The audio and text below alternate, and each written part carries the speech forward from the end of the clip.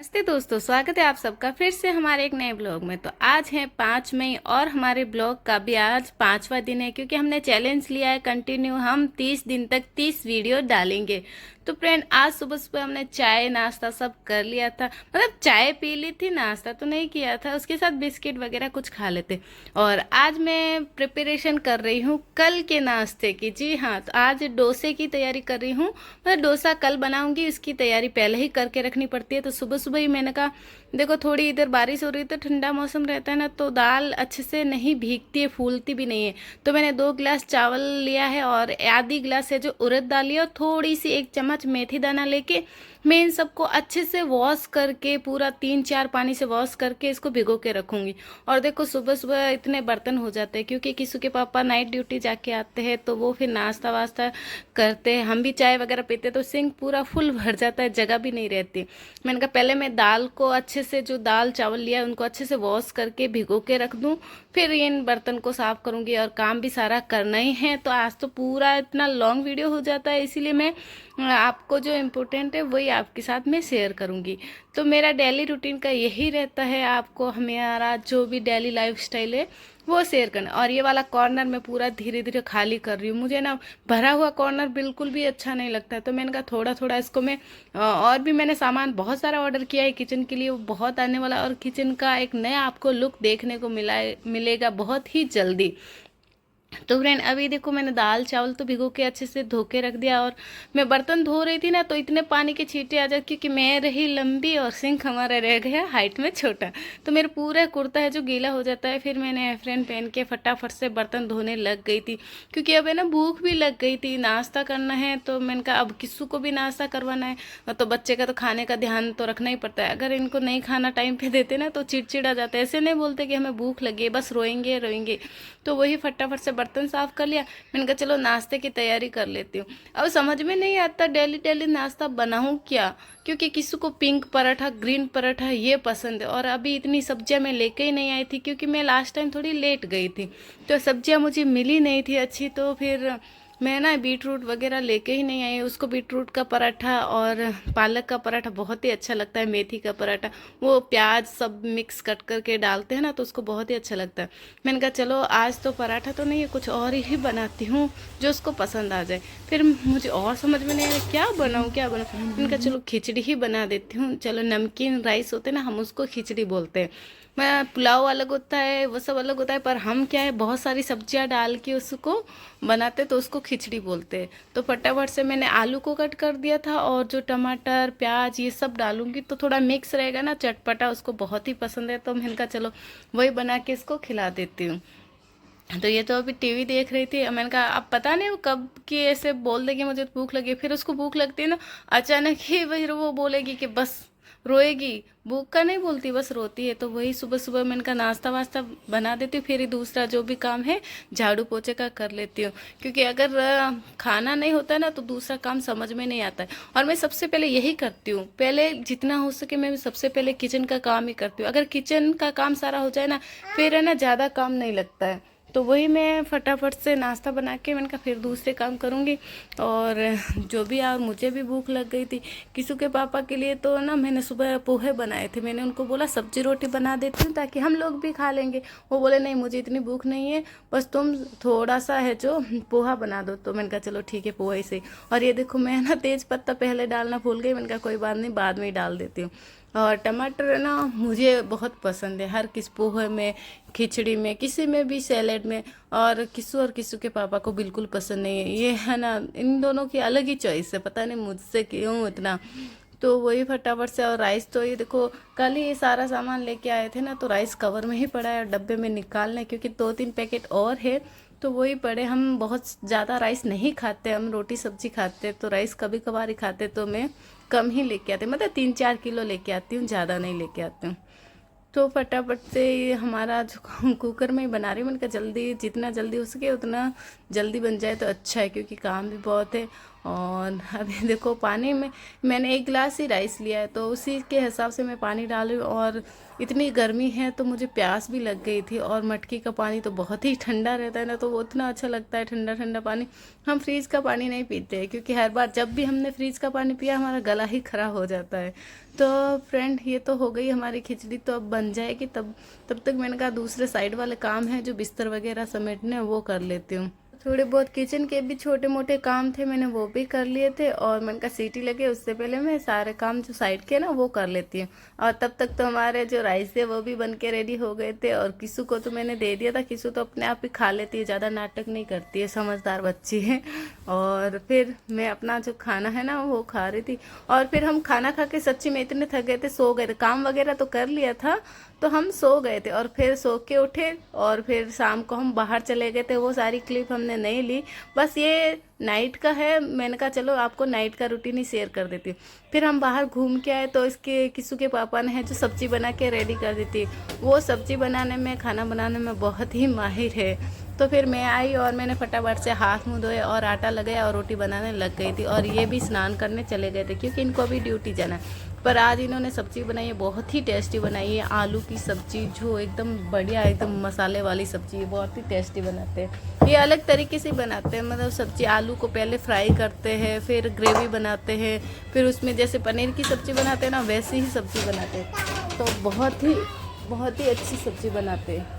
तो अभी हम तो देखो भाई है ना तवे पे ही रोटी सेकते हैं। मैंने कई घरों में देखा है कि सीधा डायरेक्ट मतलब गैस पे रोटी सेकते, जैसे तवे पे तो सेकते ही है, फिर ऐसे है ना चिमटे से पकड़ के गैस पे। तो हम वैसे कभी नहीं, और ना हमारे घर में ऐसे गैस पे डायरेक्ट रोटी सेकते हैं, क्योंकि बहुत ही ये जो गैस की फ्लेम है था बहुत ही हानिकारक होती है। और ऐसे बोलते ज़्यादा गैस भी बनता है ऐसे सच्ची में बोलते हैं। तो हम सीधा ऐसे नहीं, हम तो ऐसे तवे पे ही सेकते हैं। और फिर एकदम गरम गरम रोटी पे ही घी लगा के खाते हैं। कुछ ऐसा है कि पहले रोटी बना देते हैं फिर बाद में घी लगाते हैं, हमारा नहीं, एकदम तवे से नीचे उतारते ही घी लगा के रोटी खाते हैं। तो मेरा खाना तो बन गया था, और फिर मैं फटाफट से स्लैब साफ़ कर रही थी, क्योंकि ये ना बहुत काम भी था। बर्तन साफ़ करने थे, और बाहर कपड़े लेके अंदर आने थे, उसको फोल्ड करना था। और मेन है काम जो मैंने सुबह भिगो के रखी थी उड़द की दाल, वो भी उड़द, और जो भी डोसे का जो था बैटर उसको भी मुझे ना करना था, पीसना था, ग्राइंड करना था। तो ये फिर मैंने कहा चलो पहले तो मैं अपनी पेट पूजा कर लेती हूँ। और ये देखो इतनी अच्छी सब्जी है यार, क्या ही बताऊँ, इतनी टेस्टी थी। पर इनके सामने इनको तारीफ़ करती हूँ ना कि सब्जी बहुत टेस्टी बनती है, ज़्यादा ही बन जाता है, इसलिए मैं इनके सामने बोलती नहीं हूँ। तो चलिए सबसे पहले मैं खाना खा के आ जाती हूँ, क्योंकि खाना खाने के बाद तो बहुत ही मेरा काम है। और मैं एकदम खाना खाने के बाद तो ना रात को हो या दोपहर में मुझे नींद ही नींद आती है, इसीलिए मैं ना पहले है ना पूरा काम कर लेती हूँ। पर आज है ना बाहर घूम के आए ना किसू के साथ, तो बहुत ही ज़्यादा भूख लग गई थी। मैंने कहा चलो, और खाना भी खा के फिर मैंने आ गई। और फिर मैंने कहा फटाफट से मैं बर्तन साफ़ कर लेती हूँ, और जो मटकी के ऊपर का कपड़ा है ना उसको भी गीला करके मटकी के ऊपर लगा देती हूँ, ताकि है ना एकदम ठंडा ठंडा पानी रहे। और बर्तन साफ़ करने के बाद तो जो मेरा बैटर था ना, बैटर बनाना है सॉरी, तो वही मैं दाल को मैंने 4-5 पानी से वॉश करके भिगोया था। और अभी ये ना इसको मैं और पानी से साफ़ कर रही हूँ, क्योंकि ये जो गेहूँ, ये जो क्या बोलते हैं राइस है ना, ये मैंने हमारे किसी फ्रेंड से मंगवाया था। तो ये डोसा वाले राइस है, बहुत ही अच्छे होते हैं, इससे डोसे का टेस्ट भी बहुत अच्छा था, डोसा बनता भी बहुत अच्छा है। और इसको मैंने एकदम खुले बर्तन में डाल के इसको अच्छे से वॉश किया। और ये वाली पानी की बोतल आप सोच रहे हो कि मैं क्यों भर रही हूँ, तो ये ना किसी के पापा, हमारे पास 3 स्टील की बोतल पड़ी है, अलग अलग ब्रांड की भी पड़ी है, पर ये ना वो 1-1 लीटर की। तो ये बोलते मुझे उधर बहुत प्यास लग जाती है, और फिर इनको ना पानी की कमी होते ही बस, आप सबको पता है गर्मी आए तो ये वाली बोतल लेके जाते हैं, इतना सारा पानी लेके जाते हैं। और वैसे तो पानी तो पीना ही चाहिए। और मैं इधर आ गई थी जो हमारा ये पूरा मसाला है ना इसको पीसने के लिए। और किस्सू है ना पहले बहुत मिक्सी से डरती थी, इतना डरती थी आपको क्या ही बताऊँ। अब नहीं डरती, अब जब भी चालू करती हूँ ना तो ये डांस करने लग जाती है साथ में, और मेरे को बोलती है मम्मा आप है ना आप भी साथ में डांस करो। तो मुझे भी ना वो करंट लगने जैसी एक्टिंग करनी पड़ती है। तो ना डोसा बनाने के लिए ना मैं राइस उड़द दाल सब साथ में डालती हूँ, और कभी इडली बनानी होती है ना तो मैं ना जो उड़द दाल है ना उसको अलग से पीसती हूँ। और ये तो हो गया हमारा बैटर। और पहले तो बिल्कुल भी पानी कम डालना है, अगर पहले पानी डाल दिया ना तो एकदम बारीक से नहीं है ना पीस पाते। और वो देखो अंदर से लहंगा पहन के आ गई है, अब डांस करे। उसको बस कपड़े मिलने चाहिए, और पूरी जो हमारे जो रह के ना कपड़े रखने की पूरी बिखेर के आ जाती है। आजकल है ना खुद ही पहन के आ जाती है, हर कपड़ा जो भी मिलेगा वो खुद ही पहन लेती है। और चलो मेरा तो बैटर ही तैयार हो गया। अब मैं ना फटाफट से इन सबको साफ़ कर लेती हूँ, क्योंकि बर्तन अभी साफ़ किए थे और बर्तन हो जाते हैं। पता नहीं महिलाओं की जो भी महिला है उनकी ज़िंदगी में बर्तन धोना हुआ लिखा है क्या। कभी सिंक खाली नहीं दिखता सच्ची में लाइफ में आज तक। जैसे ही बर्तन वॉश किए तो फिर ऐसा मन करता है चाय बनाने का, या फिर कुछ अच्छा सा बनाने का, या फिर स्नैक्स बनाने का, और तो वो बर्तन हो जाते हैं। सिंक तो कभी मुझे खाली दिखा ही नहीं है मेरी लाइफ में, कहीं भी ससुराल हो पीहर हो, कभी सिंक एकदम साफ तो कभी मेरे को आज तक नहीं दिखा है।